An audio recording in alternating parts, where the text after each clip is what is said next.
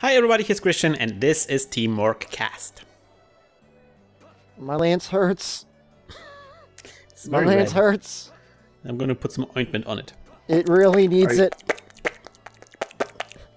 Tulu, can you help me out? You some bug secretions. I don't feel the need to lick his pole. Thank you very much. Oh man, we're still 13. We never grew up. It's great. So this is our Let's Play of Monster Hunter Generations, and we are about to fight another monster, which is going to be very exciting. Yep, we're gonna do the quest, the Lightning Crown, and fight an Astalos. Woo! It's from the Boyish Researcher. The Astalos's head is so cool. Its crescent looks like some kind of crown. Man, I'd love to see it up close. Then I could do some really great research. Can you please hunt one for me? Okay. Really nice voice, Tulu. Love it. It hurt. It seems like it might be difficult to keep up. Falsetto, best setto. Yeah, Astalos, real feast or famine sort of monster in this game. Yeah. You're either feasting. What feast? You're either doing really well, and he has made no movements the entire time, or he's doing some damage. He's doing some damage. So I'm not going to spend like the entire episode about this, but I just want to give you like a update on my hobby project. Yes. Which is the drone. Oh. Do you have your drone goggles yet? Oh yeah, everything. Now I'm all set up because I got a new drone. So all these years I've been working on a different drone, on my first drone, which was a weird Chinese like cheap kit where it's like just $60 and you get everything. And I constructed it and I was working on this, but it never really worked right. And finally, like the technology has advanced so that there's like a drone I already talked about. It's called the Wizard. The drone is called the Wizard. I like that name. And that's already sold me basically. And it's just like $150 or so, and then it's like completely built drone and it's working. So I got that one just because the other drone I built, it flew, but it didn't look like in the videos that I watch on YouTube. Like the flight behavior didn't feel right. What, wasn't smooth or? Yeah, it didn't turn quickly enough, and it was very jittery. And I was like, I don't know what I did wrong. At this point, there's like all these reasons why it could be wrong. And so I thought I'm gonna buy a new drone that is just built from scratch and that people say flies well from out of the box. And it's so good. Oh my gosh, guys, it's so good. I love it. It's the Wizard has convinced me. Now, tell us a little bit about what things you've done with your drone. You've got a camera on it, presumably. Yes. So the way this works is there's two cameras on it. There's one camera that is analog. Shepard, you might be interested in this. Yeah. One camera is analog, and the other one is digital. So there's a GoPro, there's a digital one, and an analog one that's kind of like a tiny little security footage camera. Because the analog cameras don't have lag. Yeah, and that's what if you're flying this thing, I mean, you cannot have even a couple seconds of lag. That would be really, really bad. No, it's like there is still like I think 50 milliseconds of lag, and that's really bad. But it's the lowest you can get with analog cameras. And because there's still like a lot of lag associated with the actual transmission, because then it's transmitted also via radio signals. Like not like a digital signal, but like an analog TV signal to your goggles. And to your goggles? Yes. So you're flying this thing in like virtual reality, sort of? Yes. He's flying it in first person. You have become the Wizard. I have become the Wizard. I'm a virtual reality cyber wizard. It's the most cyberpunk thing you can imagine. It's great. I was gonna say the thing I like about this was like back in the day, like part of in Shadowrun, like one of the roles was a rigger, and one of their big things was like they saw through a vehicle. It's fucking cyberpunk as hell. Yeah. Yeah. You're wearing those goggles and you project we live in the best timeline right now. This is the best. It's weird. It's the worst and the best timeline. It's weird. Well, I mean, if you're a fan of cyberpunk, yeah, like if you're cyberpunk, I mean, this is it, man. Currently, this is how cyberpunk typically happens. Yeah, that's true. It's very close to. Very close indeed, yeah. So yeah, so you basically now, I just today in the morning, I went in the park with my drone, put some goggles, sat on a bench, and projected my consciousness into like a tiny little robot that flew some loopings in the sky and scared some dogs on the ground. The dogs are scared? Oh yeah, because people walk the dogs in the park, and they like go, everywhere in this park. And I just want to have like my little corner where I can fly with a drone without being afraid of crashing into the dogs. But people ignore it, and then the dogs get scared. Well, maybe the dogs should get more cyberpunk. Yeah, that's true. Maybe the dogs will wear goggles, or people will. At some point, people will walk the dogs with robots that they're controlling with virtual reality. It's gonna be great. Yeah, so I back in the days when I started my old drone that didn't work so well, I actually did like recorded regular intervals, like a diary, like a video diary.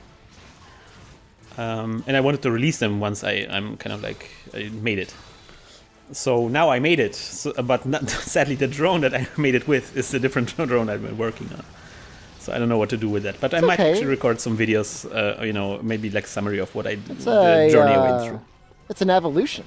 Yeah, it definitely is. It's very much like your system, where it's like, you constantly add more elements to it. It seems easy at first, but then you realize how complex it is, and you keep adding things to pursue a dream.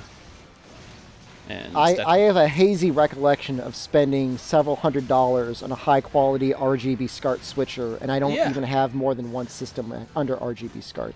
Yeah, definitely. I mean, like, what the fuck am I doing with my life? Yeah, I feel the same way. Like when every time I fly with this thing, something breaks, and then, the next thing I'm doing when I return home, I'm like on eBay and ordering some weird gear from China to replace the things. My gear is also from China. Yeah, it's the best place for electronics. Guys get it. No, what? They're good at that stuff. Still have the factories. Speaking of it, you were in China, Shepard, right? Yeah, I lived there for about a year. Can you speak Chinese? Yeah, I can speak a little Chinese. Yeah. Have you read The Three-Body Problem? No, not familiar with it. It's like a famous Chinese science fiction book that received some science fiction awards. Oh wow! Like the first Chinese book to this. Yeah, quite recent, like 2000 something. Oh, okay. And I recently, just today, I completed the audiobook of the first part. There's like three. It's a trilogy. And it's good. I like it. I mean, they've got some interesting stuff over there. It's kind of interesting to. That's why I wanted to listen to the book, because it was critically acclaimed, so that's already that got me my interest. But also, it's like from different culture. And that's what interests me, is like you don't get much more of a different culture than Chinese culture in American culture. Yeah. It's pretty different versus like how concerned they are with each other, and it really is a society that is that the collective, the royal we is still very important in China. And that's absolutely what the book is also about. You like can people see, get super pissed off if you start doing stuff that's considered like selfish and like not good for like people in general. Like that's bad. Like they'd rather you've done nothing. You're better off doing nothing than doing something for like yourself.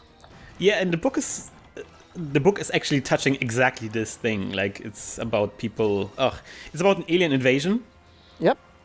But the conceit of the story is that it's some people on the world, on the planet, for some people from Earth, some actual people, humans, decided that humanity would be better off if the aliens invaded, and are actually sabotaging humanity. ChinaCulture.txt. Yeah, and also don't do that. And also, it's written kind of from their perspective, so the book is very much concerned about explaining why they hate humanity so much, and why it's a good idea to make humans die. It's really weird. And also, the aliens use an online video game, to convince humans that they should die. That was also starting to get kind of popular in China when I was there. I mean, it was around 2007. Yeah. 2006, 2007. So like, PC gaming hadn't gotten to the place where it is like right now, today there. But there was definitely some internet cafes, and people were grinding out some really horrible games. Yeah. So that part Probably, of it is also Lineage 1 era. Oh, good times. Have you played that? Guys, the tail is right. Follow me. Yeah. Follow me for the tail. It's sleeping. Oh, that's good. We made it. That was an easy one. He doesn't have very much health.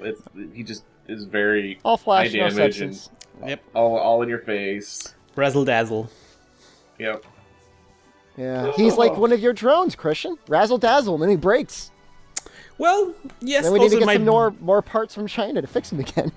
Yeah, but to be honest, like the current drone is actually like I crashed twice today, and I had just broke a single prop. I haven't broke anything serious on it, so far it's going well. Fingers crossed. I'm also getting better at flying the drone, so I'm not crashing as horribly as I did before. It almost seems like you're better off really putting an investment in first. I remember getting my brother-in-law a drone for Christmas. It was like $40. Yeah.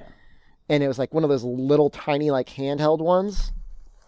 And like the first flight, I mean, that thing just like ate it like instantly.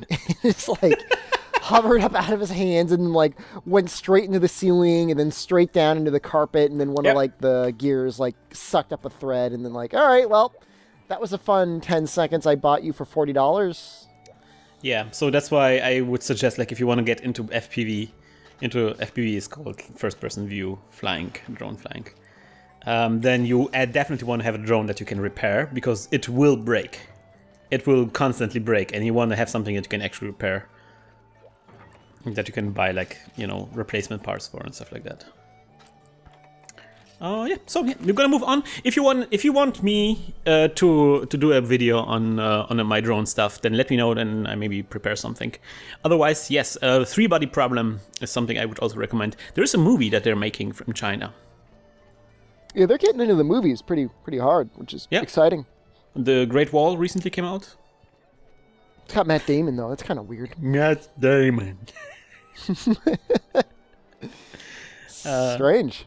Yeah, very strange. So yeah, but I can recommend the three-body problem for sure. Cool, we're gonna move on. See you next time around. As always, good luck and good hunt.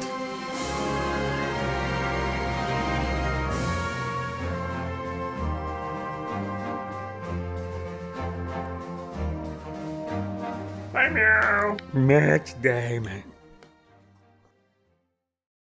Squatty Potty. Who needs underwear when you never got poop? Brought to you by Squatty Potty.